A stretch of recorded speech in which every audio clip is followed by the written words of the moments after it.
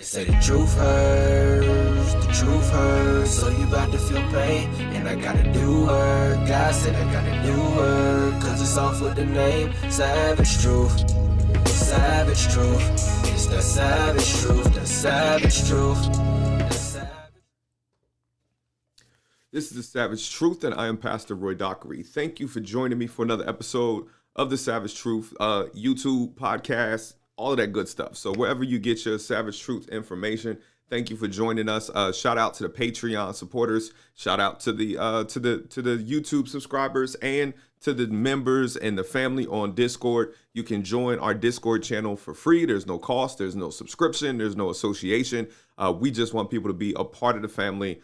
Drop in, say hello, share your travel stories, your book recommendations, your podcasts, your prayers, your praises, and whatever you have. And there's also a section in the Discord channel for you to ask Pastor Roy a question. And also you can ask Lady Keena. So if you want to know, like, how do you deal with Pastor Roy, who's crazy, you can directly ask that question to my wife. So my wife actually asked me a question, and she said, like, could you do a video on how to celebrate Black History Month?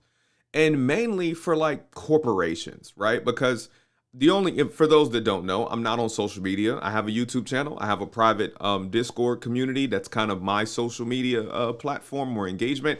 And then I have LinkedIn, right? I'm a healthcare executive, healthcare technology executive. So I have LinkedIn for professional reasons, right? I have speaking engagements. I speak at technology conferences. I like to write things about leadership and service and stuff like that. And I like to engage and post and things with my employees. So I am on LinkedIn. And then every year, there's always this weird thing, right, on LinkedIn. So what I'm going to try to do is first of all, tell you what you're not going to do, right? I'm going to give you some advice on what to not do, corporations, and then maybe give you some insight on what to do, right? Because first of all, I feel that a lot of businesses have an intention, right? They have a desire to want to celebrate Black History Month, to want to do it in the right way, to want to be inclusive, to want to highlight diversity, but you need to do the right things at the right time.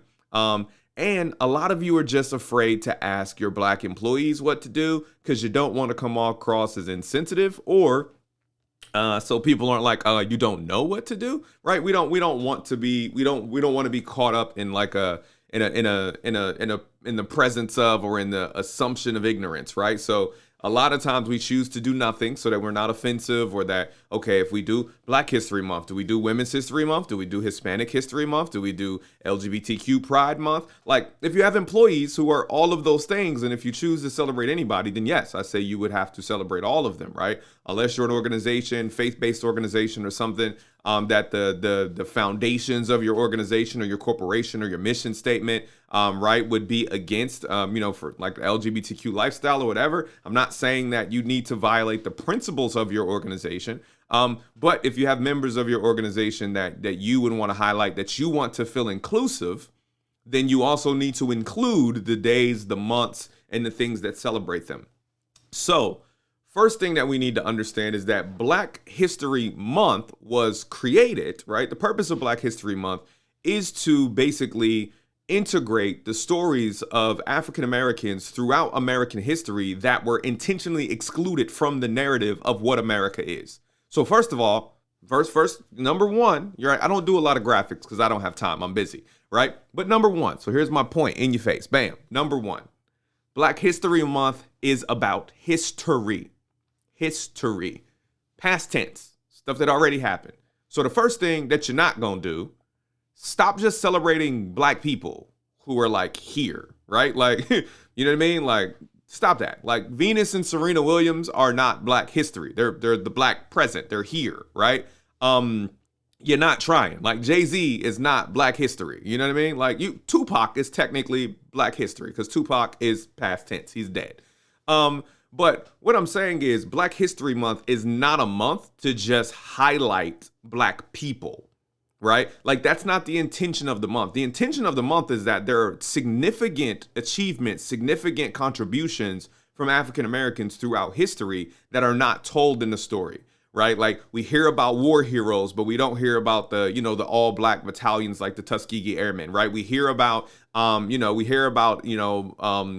Wright brothers, but we don't know that, we don't know that George Washington Carver helped Henry Ford develop the plant, like the assembly plant. And one of the reasons they call it a plant is because he was obsessed with plants, right? So there are these little narratives, right? Like we know about Abraham Lincoln and the Emancipation Proclamation, but we don't know that Abraham Lincoln invited Frederick Douglass to the White House to try to see how they could get black people to move back to Africa. So there are these little stories where if you include the African American perspective in the conversation, it kind of changes the overall narrative. And I'll just give you one more. Lyndon B. Johnson, right, is kind of awarded and applauded as this great, he moved civil rights forward with the Civil Rights Act in 1964 after JFK was assassinated.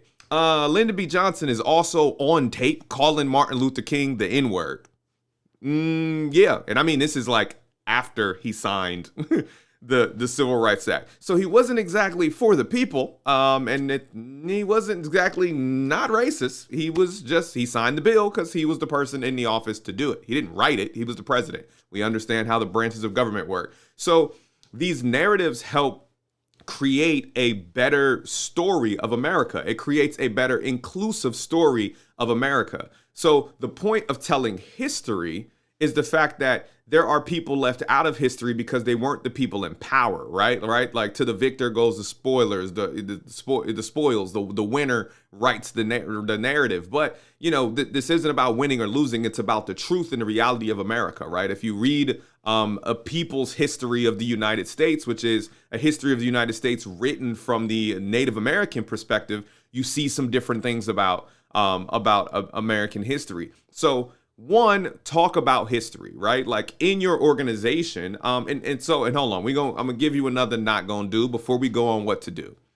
Do not turn your like corporate logo into like a kente cloth logo, right? Like, like everybody turns their logo into a rainbow for LGBTQ month. I've talked to some friends of mine I have in the community, and they're like, yeah, I don't necessarily like that either, right? It's kind of patronizing. Like, don't, it's like a logo doesn't say anything. Like you're not making a statement. It's a graphic. Like I think you think you're doing more than you actually are. So no kente cloth logos, right? Like, just you can be the same company on Black History Month. You can have the same brand in Black History Month. But what you can do is be intentional. I don't know what that word is, but be intentional about sharing Black history. And now you can share random Black history, right? There's a number of resources you can get it from. Even the White House has a council, an entire program of releasing information. You can just take user-generated content and share it. But if you want to be intentional about it, corporations, what you should do, right, is look at significant African-American achievements in your industry, right? If you're in the healthcare industry, look back at the history of when hospitals were segregated, and then who was taking care of Black people? Who were the physicians? What were the facilities? Like, how were Black people getting medical care in a segregated America where they were not allowed to be in white hospitals? Who were those doctors? What were those institutions that were teaching those physicians, right? What schools were some of the first to allow African Americans to pursue doctoral degrees and medical degrees? Like, how did that happen? Because there was segregation. It was not allowed. And then at some point, we had Black doctors and we had Black physicians and Black nurses and Black dentists and Black surgeons and things of that nature. So if you're in healthcare, look at that. Not just who were the significant figures in medical history that were African American, but what were the institutions that helped create Black physicians because they did not have the same opportunities as whites because of segregation, right? So that's an example from healthcare. If you work in technology, if you work in automation, right, in any kind of service field, like look at some of the people who broke those barriers. Like, I mean, even when you talk about, I work in field service. So field service is really it's like a feeding ground, right? We used to get a lot of people out of unions, but unions were heavily segregated. So what happened? Like, how did unions become desegregated that start allowing minorities and I mean, even women, African Americans, Hispanics, or whatever, that start allowing them to get trained as mechanics and as electricians and as millwrights and as people, these skilled professionals to get the full-fledged certifications, right? Who were the significant people in that movement, right? There are things in history that we don't talk about. We don't talk about how things became integrated, how blacks got access to education and technology and funding. Like, who were some of the first banks, right, that offered significant capital to African Americans so they could start businesses, right? If you're a bank or a lending institution, there are a lot of things that corporations should do, but what you should do is in your own story, in the story of your organization and your industry, right? Talk about the significant achievements. And some of you don't want to talk about those achievements because they don't exist, right? Or the reality is sad. So let me give you a few things that you could do as a corporation. Talk about the first black executive that you hired. Talk about that, right?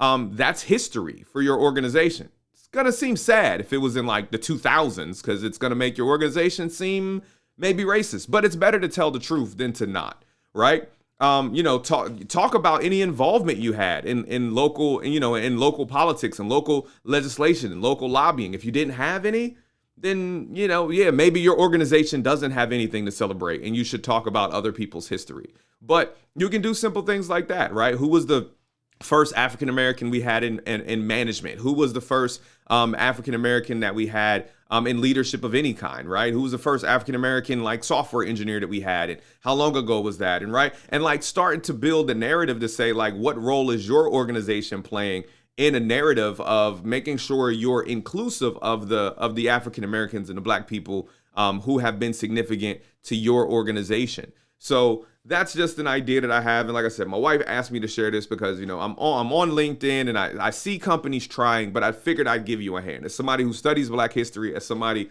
who is Black history, I would like to, that's what I would like to see, right? I don't, just don't share Black facts, right? Don't just share, Black people. Like, this isn't a month to celebrate Black people. Because even Black people, we need to celebrate Black history because some of the freedoms that we have, some of the rights that we have are because of the people in Black history who sacrificed their lives, who sacrificed their safety, who sacrificed and who challenged the status quo so that I could actually live the life that I have now.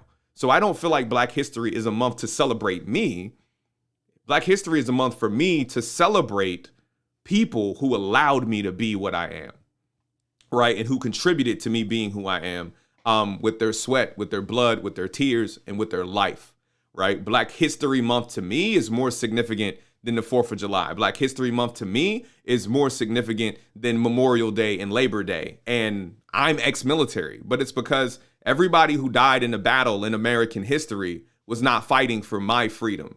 But the people who made significant contributions to Black history, the people who made significant contributions to civil rights, that showed and was able to set a precedent that we as Black people are more than manual labor, that we as Black people are more than slaves, that allow people to look at my humanity, because Blacks in America at one time, we were not humanity, we were farm animals and farm tools. So those people are more significant to me. So that's what that month means to me. That's what this month should mean to most people, right? Because that's the reality. The reality and the truth is that people had to navigate in the shadows of American history for my humanity to be recognized as not 3/5 of a human being. So thank you for joining me on the Savage Truth Podcast. This is Pastor Roy. I hope this helps. Hey, corporations, if you have any questions, just feel free. Go to my website, roydockery.org. You can fill out the contact form, and I'm glad to answer some questions. But don't make me come after your LinkedIn profile if I see you posting some shady stuff and just celebrating Black people at work. That's not what this month is about. First of all, you shouldn't use this month to celebrate Black people at work. You should be celebrating Black people at work all the time. And trust me, if you're doing that, your Black employees feel patronized because they're going to be like, wasn't I good last month? So why are we focusing on me this month? Don't turn it into a marketing ploy. Just celebrate Black history, right? And, do it right or don't do it at all. So y'all have a blessed day. Love you. Thank you for joining us on the Savage Truth Podcast. Peace out. They keep asking who I am, I just tell them I'm a Christian. Occupation, a description, I just tell them I'm a Christian. Nationality, ethnicity, I tell them I'm a Christian. Keep the hyphens in division.